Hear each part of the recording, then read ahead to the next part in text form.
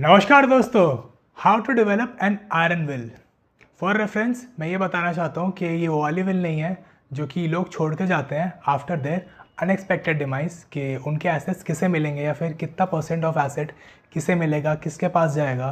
तो ये वो वाली विल नहीं है, ये विल पावर वाली विल है, जिसको काफ़ी नॉर्मल लैंग्वेज में जब इंग्लिश में लोग बात करते हैं बोल देते हैं कि ये मेंटल स्ट्रेंथ है, या फिर हिंदी में जब आम भाषा में लोग बात करते हैं इसको बोलते हैं हिम्मत।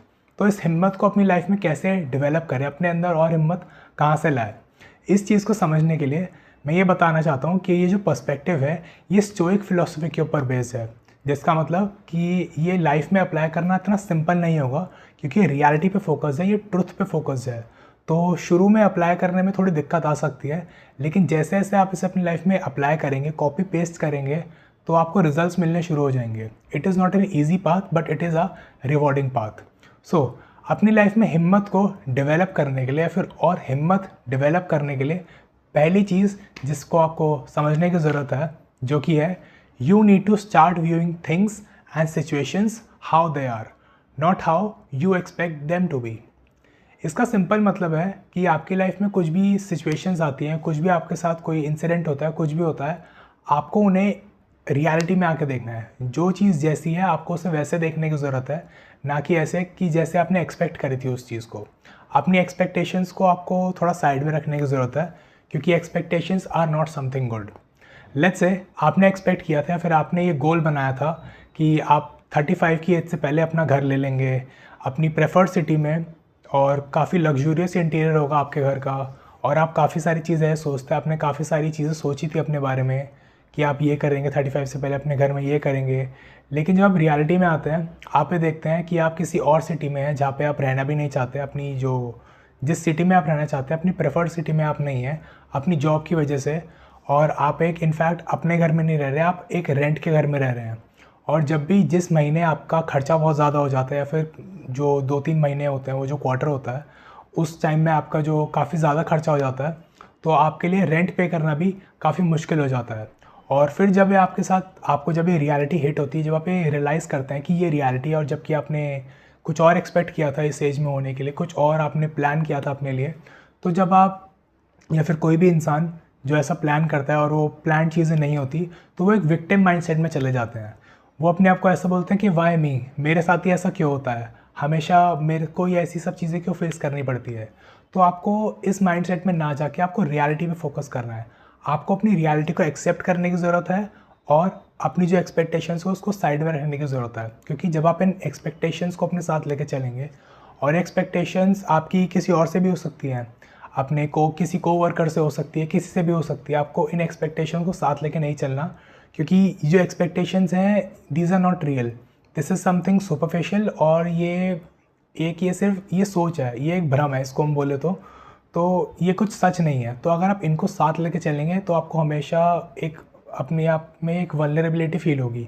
तो इसको आप जितना कम रखें उतना सही है। आपको फोकस करना है रियलिटी पे और अपने एक्शंस पे, क्योंकि अगर अपने पास्ट को पे फोकस करेंगे, जो कि अनफॉर्चुनेटली काफ़ी लोग करते हैं, तो आपको ये चीज़ रियलाइज़ करने की ज़रूरत है कि आप कुछ भी कर लें, आपके पास एक टाइम मशीन नहीं है कि आप एक पीछे टाइम में जाके उस चीज़ को ठीक करके आ सकें, या फिर जैसा आप चाहते हैं उनको वैसे आप ट्वीक करके आ सकें।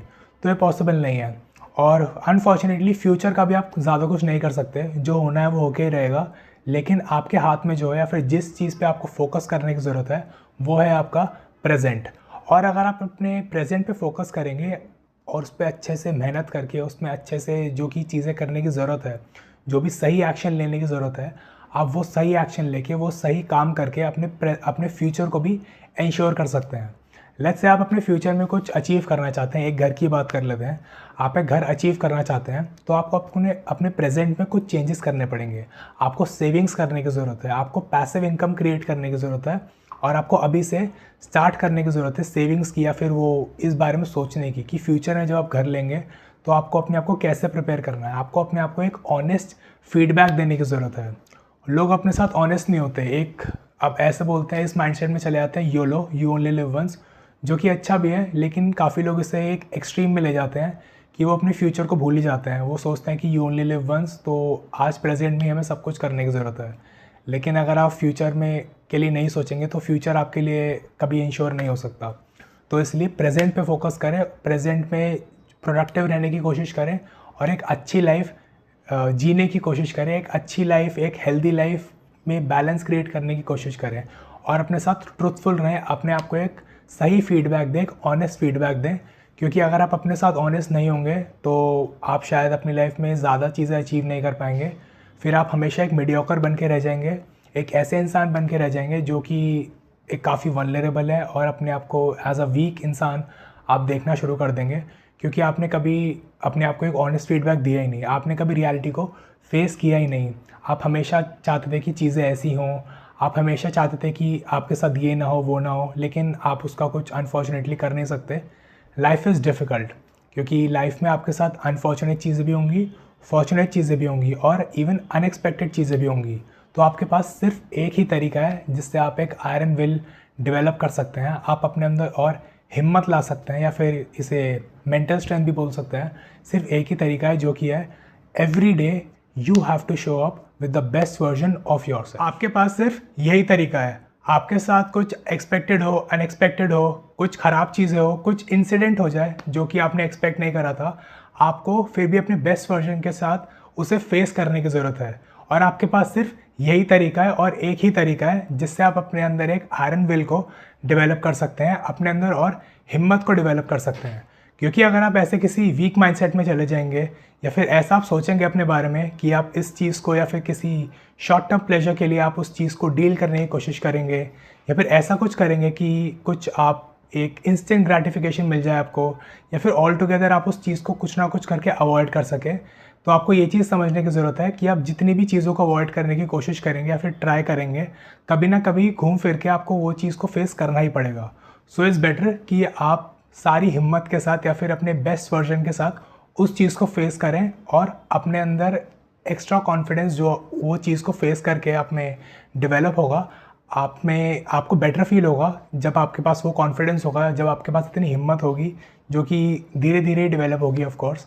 क्योंकि जैसे कि वीडियो की स्टार्टिंग में मैंने बताया था कि इस चीज़ को फॉलो करना लगता है कि काफ़ी सिंपल है, लेकिन जैसे ही आप इसे अपनी लाइफ में इनकलकेट करेंगे, फॉलो करने की कोशिश भी करेंगे, तब आपको लगेगा it is not something easy to do, however in the long run it is something rewarding.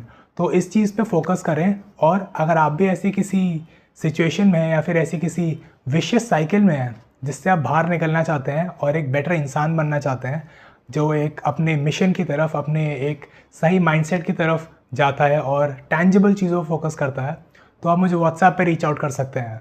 आपको मुझे IW व्हाट्सएप करना होगा, which stands for iron will, and I will be more than happy to help you. Also इस video को share करें अपने दोस्तों के साथ जिन्हें इस एडवाइस की ज़रूरत है, एंड इस चैनल को सब्सक्राइब करें, because I release a new video every Monday and Thursday and you won't want to miss them. Thank you, and I'll see you in my next one.